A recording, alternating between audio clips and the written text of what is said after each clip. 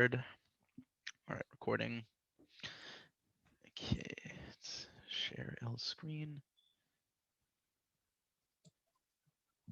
Okay, can y'all see that?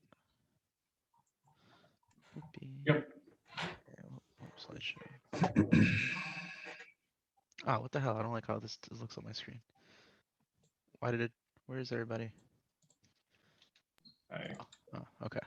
All right, sweet. All right. So I did. What the hell? You got to see like on my screen. Do you see like it's partitioned, or do you see like the full screen? It's partitioned right now. We can Like see what the it? Oh my God, slide and the next slide. that's annoying. All right, 1 second. Go to the bottom right. There's like the little. Um, I'm just gonna.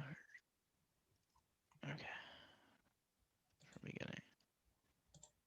How about now? Is it doing the same thing? Same thing. Puñeta. Display settings. All right, how about now? We're good. All right, cool. Yeah. Apparently it puts like another section like on my I have two screens, so it's like weird. Okay. All right. So, we worked with executive functioning ADHD in school, speaking from experience, like you do see a lot of students maybe undiagnosed or and some diagnosed that where like full-fledged ADHD is like happening, where we have a variety of ways or a variety of cases. We'll touch base on it in the presentation, but just something to keep in mind that like ADHD comes in all shapes and sizes, and it's just you can't really just put it in a box and be like, all right, your boy has ADHD. Um, let's see. So, common misconceptions about ADHD is some people just say it's not a real medical condition. Just kind of like highlighting some of the key points and like uh, a few weeks ago where we had to watch that video with Salif. It was pretty impactful, talking about like how his experience like intellectually or academically, uh, trying to learn and then trying to also cope with like his disorder, which he really didn't really call much of a disorder. It's just like kind of like a way of life for him. um and some of the things he always talked about was just like, hey, people with ADHD are not just stupid and lazy, and that's like a huge a misconception, because I think that as an individual, um you can bring the part of them uh by stimulating them in a certain way, like intellectually. So like piquing somebody's interest, presenting hands-on activities, doing all these kind of things that can like just cause the brain to just use other parts of the lobe that wouldn't be from like your typical chalk and talk or direct instruction type of things. um so another more misconceptions of why I'm not normal. Why can't you just sit still and pay attention? Or hey, he'll just outgrow it one day. Nah, it's just bad parenting. He never got scolded. He never got like disciplined. Clearly you didn't take your medication today, and it's like, whoa. ADHD only affects boys, and that's not true. I had a college girlfriend that had bad ADHD. Um, but yeah, like on a daily basis, these are just like it's just a lifestyle, just like how CP was. It's not as much of a disability in terms of like their ineptness to like perform. It's just a way you have to kind of entertain slash like intrigue the person in a different manner. So I'm gonna take this Padlet here. I'm pretty sure got the link. I'm gonna put it in the chat here. What the crap? 1 second. Oop, let's go to our chat. Where is my chat? All right, so just link that in there real quick. Um, I just want you to take a moment here just to kind of reflect on maybe like I know we're not teachers yet. Well, I am, but like you guys are working on becoming educators in the classroom. But like before I kind of go into the meat and potatoes of the things, it's like how do you think you'll deal how or like approach situations with inner city students that potentially may have ADHD, and how do you think you're gonna be able to like engage them? You know, as a second year educator, I found it super difficult to kind of grasp that type of thing, because you're learning how to do your job, but then you're also dealing with like other little scenarios like this in the classroom. So if you want to take a couple minutes just to kind of food for thought. Throw what you think out there. We can talk a little bit more about it.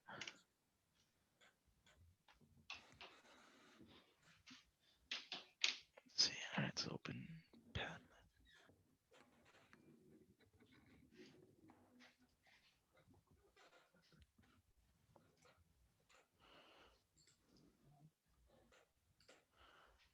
And it's live too, right? I'm pretty sure they made this kind Yeah, it's live. of. Okay. Yeah.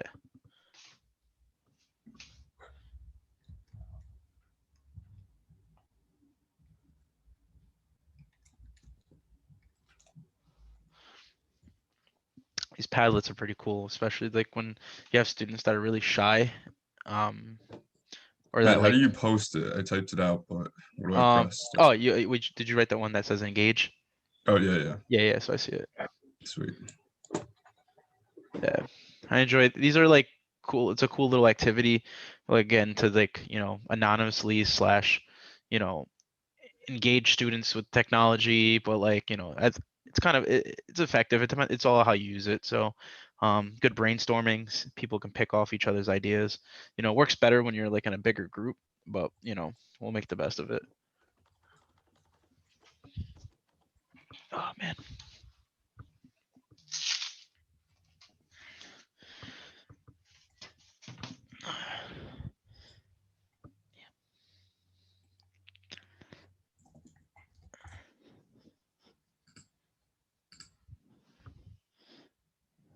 Let me know when you're ready. Whenever you want to go, I can think of more, or we can keep going, or you can move on whenever Yeah, you. nah, I mean that's fine. Because we can probably do that all day, and definitely like it's good. I'm more like in the classroom personally, I'm more of like an open discussion kind of guy. I really don't like to I'll have like my PowerPoints to like kind of guide me, but like, if I stop and go on a tangent about something that's related to it, like I won't be mad if I strafe away from the topic. I think that like allowing students to have input in their coursework is super important. Um, just because it gives them that freedom and that tangibility of like, hey, like I have a say in my education, but I have a say in like how I can learn. Um, Finding common areas of interest and motivating students. It's one of those things that like no matter how good you think the lesson's going to be, there's going to be some kid that's not going to be engaged and may not it's not going to be your fault. So it's one of those things. It's like almost life happens so much in the classroom, and just kind of like how ADHD relates. It's just like you can go back and forth with a lot of different things.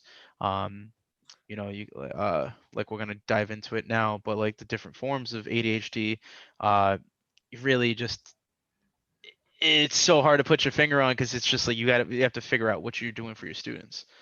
Um, let's see here. No, I'm gonna skip that actually. All right.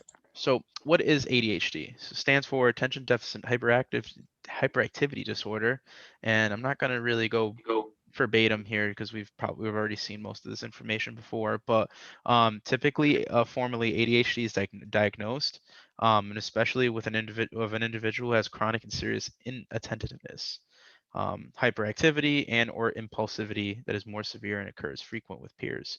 Uh, being a high school teacher, I see this on the daily with a lot of students. They come in a variety of shapes and forms, and this disorder knows no color. It happens to the students. A lot of it can go undiagnosed, and it can go uh, uh, throughout their whole 4 years of school. They say about like 5 to 11% of all children from age 4 to 17 have some point diagnosed, and I think that's like really, I don't know.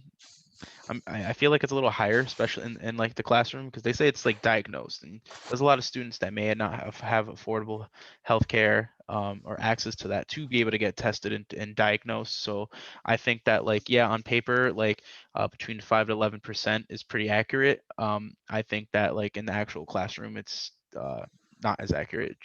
Um, and we're thinking about it as we try to relate this into urban education. It's like the whole premise of why we're doing this, right? It's like how are we gonna like serve our students in the inner cities?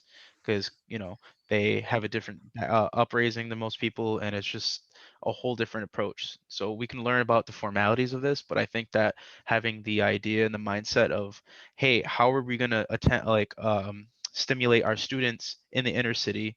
How are we going to present solutions and not just present facts? I think so. It's like an active thing. Uh, Kind of have like almost like an activist type of approach to a lot of these topics. Some of the signs that we see, signs and symptoms. They daydream often, they forget and lose things, squirm, fidget, talk too much, make careless mistakes, probably rush through things, and have some. So I have a few students that have difficulty getting along with others, and a lot of these line up with like a lot of just teenager type characteristics. But for some that like maybe they genuinely want to keep trying, they want to try and succeed in the class. These are some actual true sign and symptoms.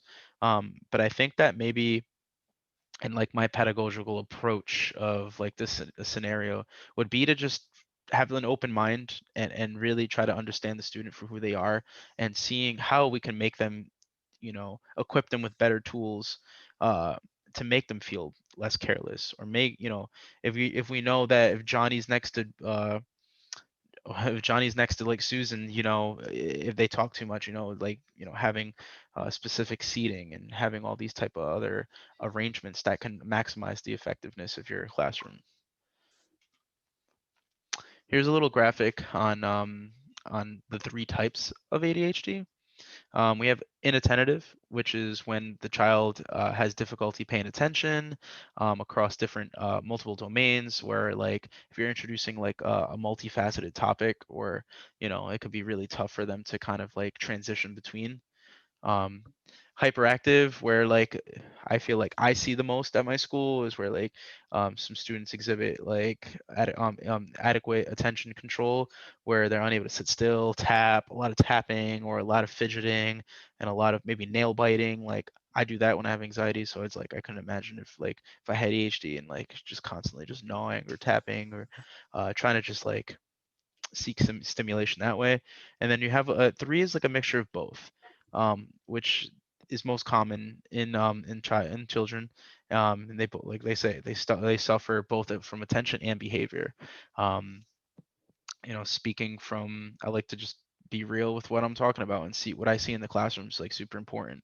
I'm in my second year as like an inner city school teacher, and my first year, I had this this one class had about six self-contained students in a it was an inclusion class where I had six students with major behavior issues that were, trying to get included into a gen ed chemistry class. And I'll tell you right now, it was like they definitely had a mixture of um, both inattentive and hyperactive.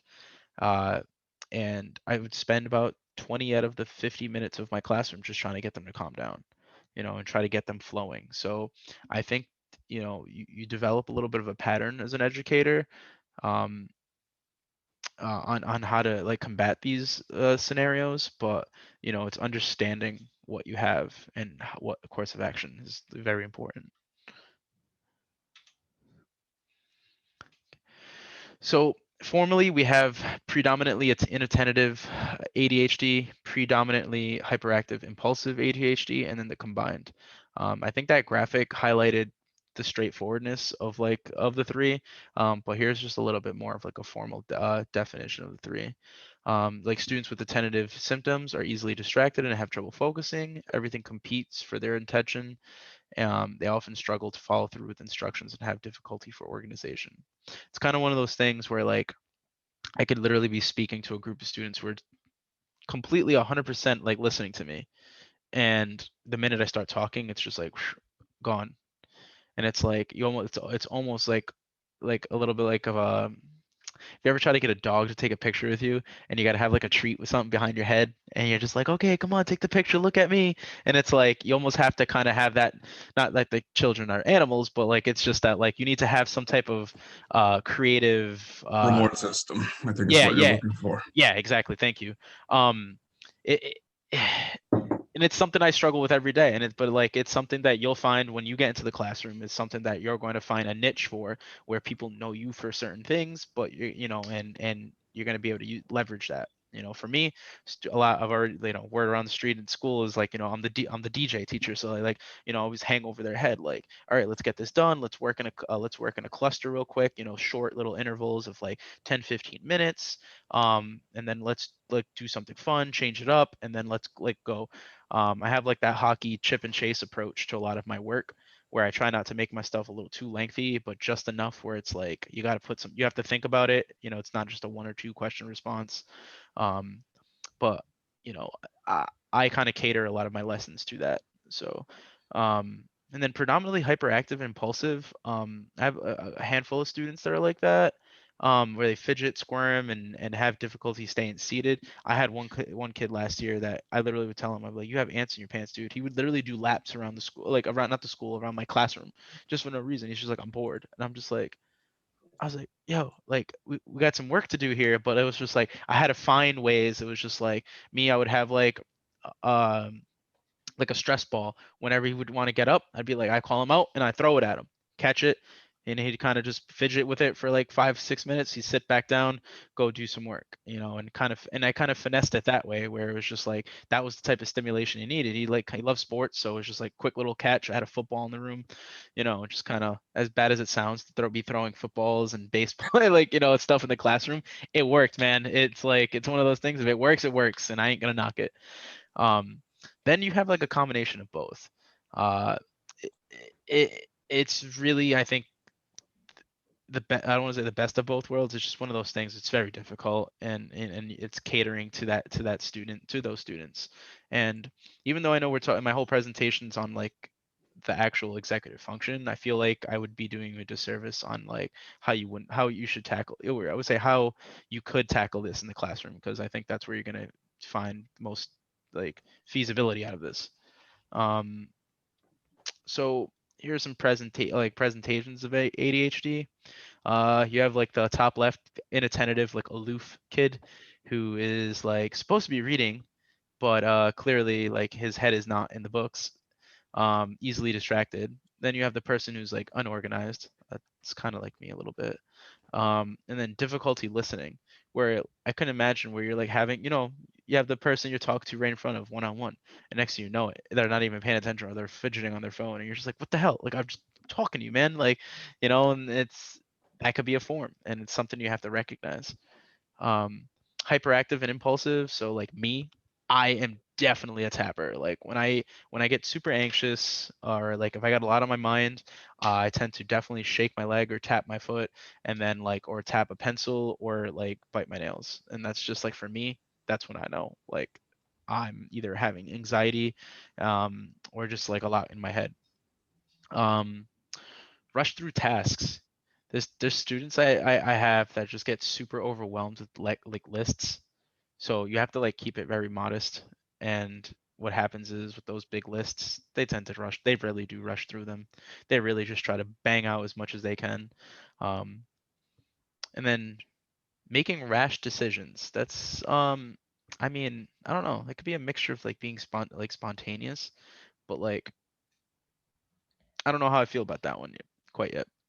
And then you have the person who is combined, like I said, mixture of both. Unorganized, like fidgety. I don't know how it's really displaying that, but clearly in this one, she's definitely inorganized and probably rushing through some stuff. How can we help the inattentive? Intentional seating, breaks, clear instruction for assignments and activities, additional time. Kind of having taken Christian's approach on your case studies, like uh, what would you do with the certain students with CP? And it's like, I feel that like when you have a good grasp on like students with disabilities or everything, I feel like a lot of these modifications and uh, alternatives for like assessments, or even just like day-to-day tasks, kind of go across the board.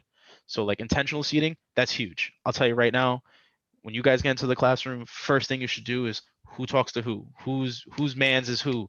You know what I'm saying? Like that's That's big facts. Like that's just like I have seen it, and like you kind of want to be the cool teacher and let them do what they want to do.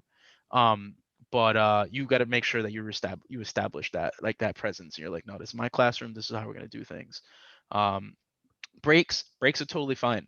I'm a big believer of breaks, so it's like me 10 minutes. If I tell them, I'm like, hey, if you can give me 15 minutes of solid, critical, or like good thinking, all right, like stretch out. Let's talk a little bit. Let's talk about what you think. Break it up. Clear instructions for assignments. I mean, I think the shorter the better, because again, you just want to be effective. You don't want to be like we're not trying to. As bad as it sounds, like I said, we're teaching in the inner city, and I would, as much as I would love for all my students to have the opportunity to go to Harvard and be assessed that way, I think that, I think being rational with your approach, and being effective that way. Limited repetitiveness and more hands-on activities. That's super huge because kids like to play with things. How can we help hyperactivity and impulsive? Again, looks so some of the similar type of accommodations like intentional seating, breaking up long assignments, time, space. But I think that collaborative work, I'm a true believer of yin and yang, and I feel that if you can partner up a student that may be hyperactive with somebody who's a little bit mellow, I think that they can balance them out because they'll have that one-on-one time to actually understand and interact. Um, Alternative test environments, that's a case by case basis, and definitely praise positive behaviors because you want to build that momentum with that student, and I think that it's a super effective thing. Even the smallest things can help. Assignment accommodations, uh, I think even in today's age, in most content areas, I think limiting lengthy assignments is huge.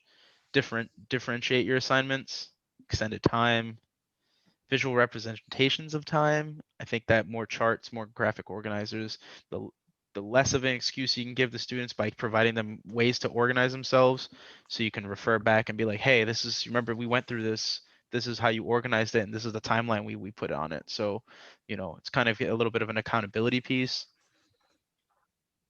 And what does that look like? So reading, when you're reading, like I said, graphic organizers, having those highlighters, having those word lists, those computer games, and just ways to really kind of just stimulate them in a different way rather than just, hey, here's a packet of questions, read the book. I tell you right now, we're so far off that in education that we have to constantly find ways on how to keep stuff spicy. Um, and I'm not going to go through the rest of this because I'm being mindful of time. But homework you have to be definitely mindful of. Um, Clear instructions, organizational tools, necessary tools, and homework space. I feel like if you can keep it a one-stop shop, it'll be more effective. Let's see. Okay, my last slide. Um, Turn to talk. So a student has trouble completing assignments and test is in allotted time because of distractions. How would you help the student stay on task and complete a test and assignment on time? What do you think, Christian and Jeff? What would you do in this situation? And sorry, I kind of just went off. Like, I think frequent. So kind of like something to reorient the student. Gonna go off a little movie reference, but is seen Inception. Yep. So like a kid with ADHD needs to fidget with something, but give him something where he can periodically kind of get back to it, but go, all right, in the meantime, do your work. And then you space it out and kind of wean him on like, all right, 5 minutes of work, and then you get 2 minutes of fidget spinner or whatever he has. Yeah, Maybe something like that. I like that. I don't think I've actually thought about it like that. It's simple. Yeah, no, I think that's clutch. I think yeah, breaking up the assignment in ways like that, and allowing them to do some of the things to get out the energy that they need to. Yeah. And also minimizing distractions where you can in the classroom, however you can do that, and then um, like practicing the skills of staying on task as much as you can, like practicing focusing for X minute blocks. Guys, I'm gonna run to the bathroom real quick so we can. Gotcha. Yeah. Well, I'll leave since we have 40 seconds left. I'll leave that one there, but appreciate your attentiveness. Um, and yeah, I just try to keep it real, you know. I want to see. Stop share. I just feel like I just talked for a crazy amount of time. Yeah, it's a long stretch, this one. Yeah, seriously. Now it's just a matter of like, yo, is it 9:30? We only got more. I don't know what we're doing during that fourth little one, but wait, we got one because we have one more, right? Oh, Yeah. we have three. Yeah, okay, yeah.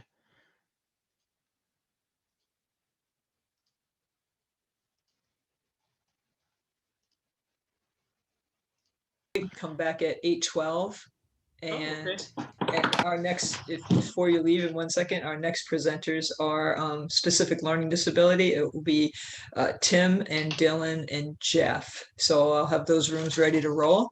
I just need to reconfigure because there's an uneven number of people. Okay. So congratulations so far, and see you at 8:13.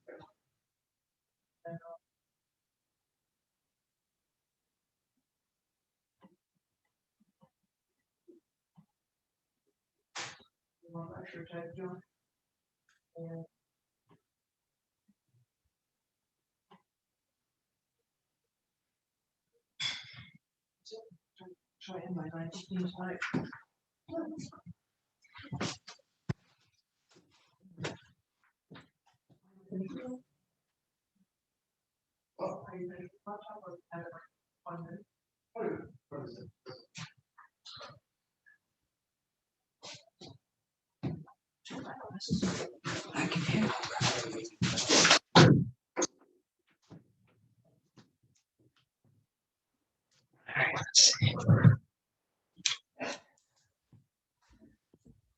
Let's see.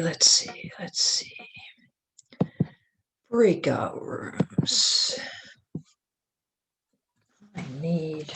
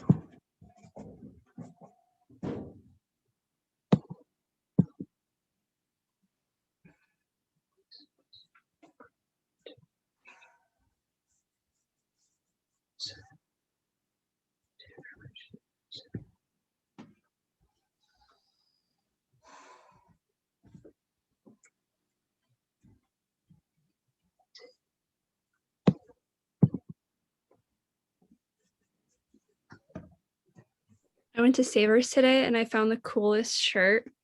I'm going to show the people here. It's a 1988 Whitney Houston band shirt. Isn't that so cool? I'm so excited.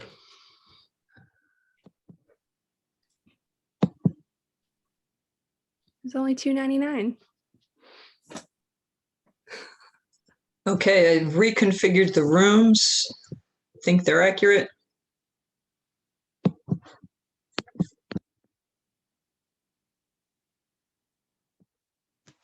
It's working.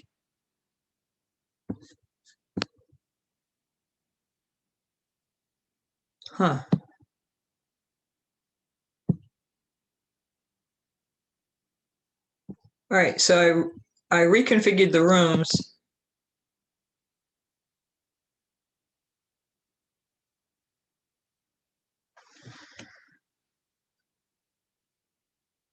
Oh, there you are, Christina. Christina, you're going to group 3. Christina, group 3.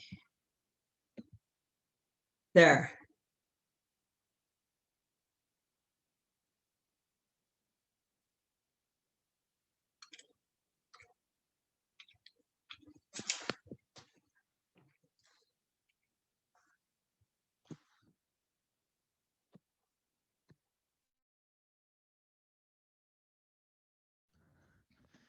Hey. All right.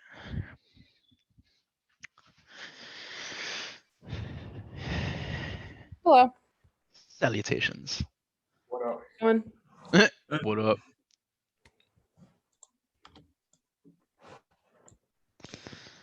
All right, bigger audience, more pressure. I like it.